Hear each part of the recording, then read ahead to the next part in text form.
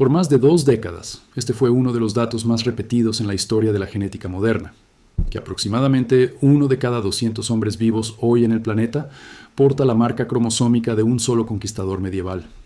16 millones de descendientes directos por línea paterna, una huella genética que se extiende desde las costas del Pacífico hasta el mar Caspio.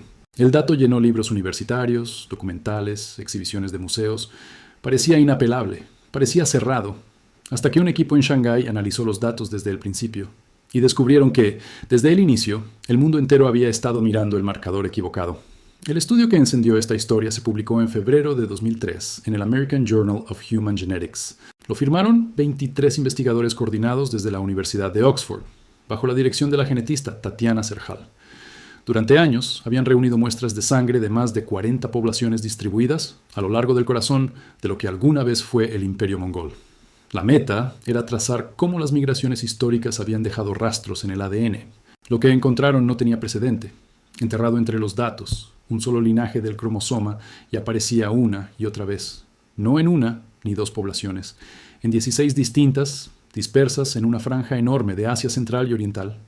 Alrededor del 8% de los hombres en esa región lo portaba. A escala global, eso equivalía a cerca de medio punto porcentual de todos los varones en el mundo. Y la forma en que sus ramas se abrían en el árbol genético era tan simétrica, tan radiante desde un punto central, que el equipo le puso un nombre visual, el cúmulo estelar. Y la pregunta inmediata era inevitable: ¿quién era ese ancestro? Para que un solo linaje alcanzara esa frecuencia en apenas unos siglos, algo extraordinario tenía que haber sucedido. En condiciones naturales, los linajes del cromosoma suben y bajan con lentitud generacional. Este había explotado, y cuando el equipo calculó cuándo vivió el ancestro común de todo ese cúmulo, el resultado apuntaba a aproximadamente 1000 años atrás. Pleno corazón de la Edad Media. Ninguna catástrofe natural eleva un linaje de esa forma. Solo un mecanismo puede hacerlo. Reproducción desproporcionada, sostenida durante generaciones, en un entorno donde el poder político se traduce directamente en acceso reproductivo. El equipo lo llamó selección social. Pero aquí está el punto que hizo despegar esta historia. El marco temporal, el patrón geográfico y el mecanismo encajaban todos en una sola figura de la historia de Asia Central. Temujin, nacido alrededor de 1172 en las estepas del norte de Mongolia, el hombre que se convertiría en Genghis Khan, unificó por conquista y alianza a las tribus nómadas, construyó el mayor imperio terrestre continuo de la historia y murió en 1227, habiendo remodelado demográficamente un continente. Sus herederos por línea masculina, la llamada Familia Dorada, monopolizaron el poder militar y político en Asia durante siglos después de su muerte. Se documenta que su nieto Kublai Khan incorporaba decenas de mujeres a su corte cada año. Su hijo mayor, Jochi, habría tenido 40 hijos varones. La maquinaria reproductiva de esa dinastía no tenía comparación en la historia registrada. El genetista Spencer Wells, coautor del artículo, lo calificó como el primer caso documentado en el que la cultura humana, específicamente el poder dinástico, había impulsado un solo linaje genético hasta esa magnitud en tan pocos siglos, y la geografía terminaba de sellar el argumento. El límite de distribución del cúmulo estelar trazaba casi exactamente el contorno del Imperio Mongol en el momento de la muerte del Khan, con una sola excepción que, paradójicamente, reforzaba la hipótesis: el pueblo hazara del actual Afganistán y Pakistán. Los hazara quedan técnicamente fuera del borde imperial, pero mantienen desde hace siglos una tradición oral que reivindica descender directamente de Genghis Khan por línea paterna, y una proporción notable de hombres hazara porta el cúmulo estelar. El encaje era casi demasiado preciso para ser casual. Casi, porque había un defecto enterrado en la base metodológica del estudio, y nadie se molestó en buscarlo durante más de una década. El método utilizado por el equipo de Serhal era el estándar de la época: 15 marcadores STR del cromosoma Y. Son segmentos cortos de ADN que se repiten un número determinado de veces. Comparar cuántas repeticiones tiene cada persona permite agrupar linajes y estimar cuándo divergieron. En 2003 era la herramienta disponible, pero tiene un límite crítico que no se discutió lo suficiente.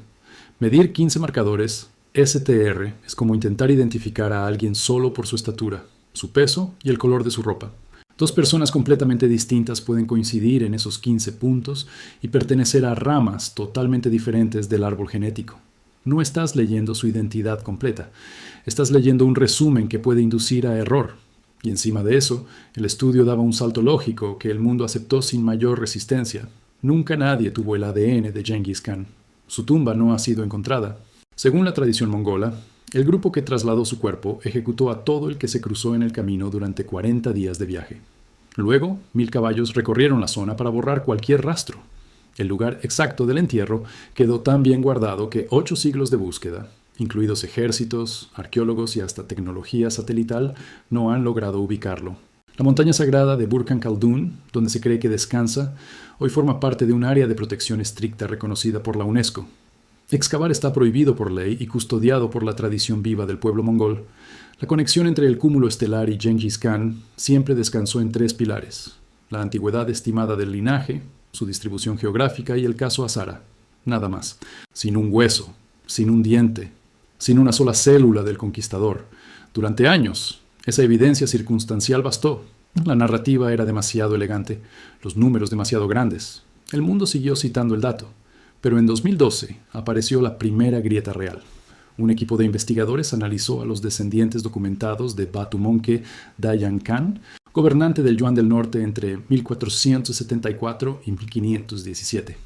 Dayan Khan no era un pretendiente ni una tradición oral.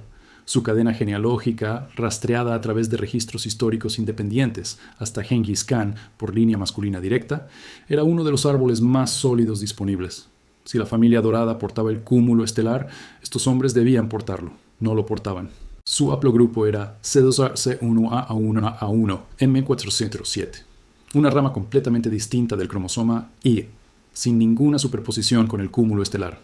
2 marcadores separados, 2 historias separadas. Era perturbador, pero no era suficiente para derrumbar solo el consenso. Hacía falta una reevaluación integral, con tecnología que en 2003 no existía. Esa reevaluación llegó en 2018. Antes de ver qué reveló exactamente ese equipo y por qué sus resultados sacudieron los cimientos de la genética histórica, suscríbete al canal si aún no lo has hecho. Publicamos exactamente este tipo de historias, donde la ciencia popular resulta ser mucho más complicada de lo que cualquier titular sugería. El genetista Li Hongjie y su equipo en la Universidad de Fudan, en Shanghái, hicieron lo que el estudio original nunca pudo. Secuenciaron el cromosoma y completo. No 15 marcadores, cada par de bases del cromosoma entero. La diferencia en resolución es abismal. Usaron una plataforma de secuenciación de nueva generación, capaz de procesar miles de millones de fragmentos de ADN en una sola sesión. 34 cromosomas, y del cúmulo estelar y sus parientes genéticos más cercanos pasaron por el análisis. Y esos datos se cruzaron con un conjunto masivo.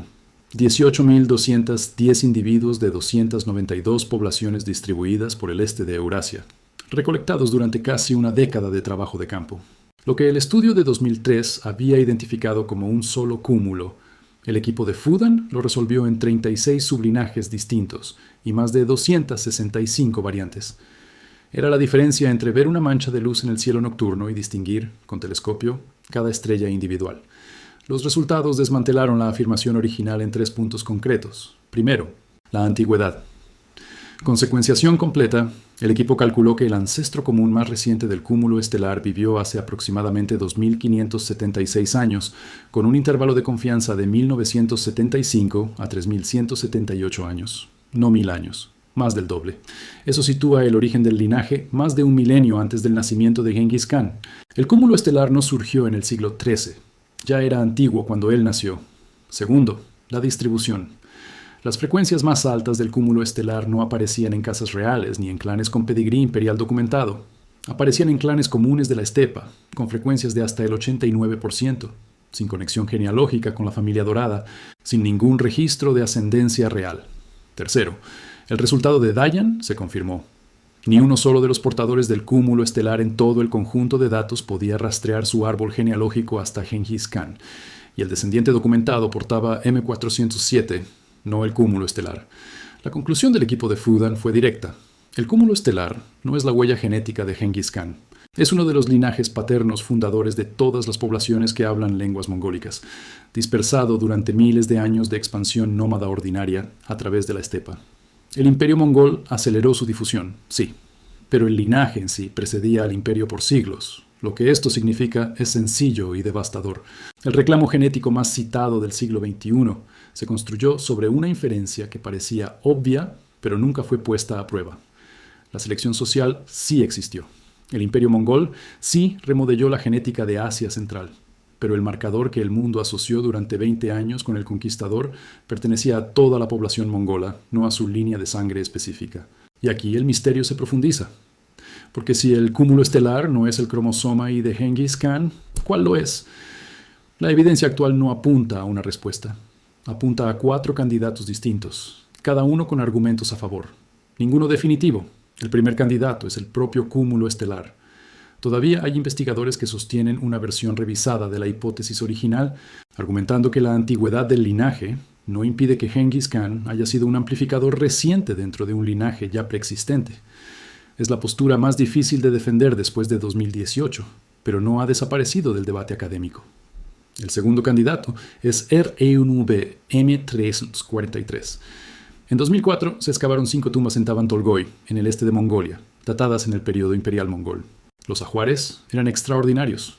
Anillos de oro con halcones siberianos grabados, sillas de montar recubiertas de oro con decoración de dragones, tocados que coincidían con los de figuras de élite mongolas en registros históricos. La datación por radiocarbono ubicó los restos entre 1130 y 1250 después de Cristo, directamente en la era de Genghis Khan. Cuando los investigadores extrajeron ADN, los varones portaban R1b M343, un linaje prevalente en Eurasia Occidental, completamente distinto del haplogrupo C. El hallazgo generó un debate inmediato. ¿Eran parientes del Khan integrados por alianzas matrimoniales estratégicas, generales de alto rango? No hay respuesta definitiva. El tercer candidato es C2b1A1b1 F756. En 2019, investigadores de Fudan publicaron en el Journal of Human Genetics un análisis del clan Lu, del noroeste de China, que afirma descender de Kulgen, el sexto hijo de Genghis Khan, y del clan Tore de Kazajistán, que reivindica descender de Hochi, el hijo mayor. Ambos clanes comparten este haplogrupo. Su ancestro común más reciente vivió hace aproximadamente 1000 años. El marco temporal encaja. Pero hay un problema. Un análisis de 2020 en la misma revista señaló que los registros genealógicos del clan Lu fueron escritos entre 400 y 500 años después de su supuesto ancestro, que detalles clave se contradicen entre sí, y que una versión del árbol ni siquiera conecta con el hijo correcto. El vínculo genético existe. La cadena documental que lo amarra a Genghis Khan es frágil. El cuarto candidato es C2C1A1A1 M407, el haplogrupo de Dayan Khan, respaldado por descendientes con cadena genealógica documentada en registros históricos independientes. Es el único candidato con ADN de alguien cuya línea de descendencia de Genghis Khan está verificada por fuentes externas. Pero incluso aquí hay un matiz crucial. Dayan Khan era un descendiente de 7 generaciones. Entre Genghis Khan y Dayan Khan hay 250 años sin una sola muestra de ADN directa. El problema de fondo no ha cambiado en 2 décadas. Estamos intentando identificar la firma genética de un solo hombre sin tener ni una célula de ese hombre. El estudio de 2003 trabajó al revés, construyendo desde datos poblacionales y una narrativa históricamente convincente. El estudio de 2018 usó tecnología exponencialmente superior para demostrar que esa inferencia era incorrecta, pero ni la secuenciación completa puede resolver un misterio cuando la muestra crítica no existe. Y la historia se encargó de complicarlo todavía más. Durante gran parte del siglo XX, Mongolia vivió bajo influencia soviética. El régimen prohibió abiertamente la veneración de Genghis Khan. La figura del conquistador representaba exactamente lo que Moscú quería suprimir. Un núcleo de identidad nacional, un símbolo de independencia mongola capaz de encender el nacionalismo. Se clausuraron las peregrinaciones, se suprimió el estudio académico de su legado, se silenciaron las tradiciones orales que durante siglos habían preservado linajes genealógicos, rutas de descendencia, nombres de clanes. Décadas enteras de conocimiento que podría haber acotado la búsqueda genética se perdieron en ese silencio político forzado. Solo después de la caída del comunismo en Mongolia, a finales de los años 80, los investigadores recuperaron acceso real a la región de las montañas Khentí. En algún lugar bajo esa tierra, los huesos del hombre que construyó el mayor imperio continental de la historia siguen guardando el secreto. 4 haplogrupos en competencia, 0 prueba definitiva. La afirmación genética más citada de nuestro siglo ha sido desmantelada. Y la respuesta real duerme en una tumba diseñada hace 800 años para que nadie la encontrara jamás. Si este tipo de historias te intriga, donde la ciencia popular resulta ser mucho más compleja y fascinante de lo que cualquier titular sugería, Suscríbete para seguir las próximas. Si mañana encontraran la tumba de Genghis Khan y por fin fuera posible extraer y secuenciar su ADN con la tecnología disponible hoy, ¿con cuál de los 4 linajes candidatos crees que coincidiría? Y esa respuesta cambiaría la manera en que entendemos lo que el poder político puede hacerle a la genética de una civilización entera. Escríbelo en los comentarios. Hay 4 opciones. ¿Cuál es la tuya?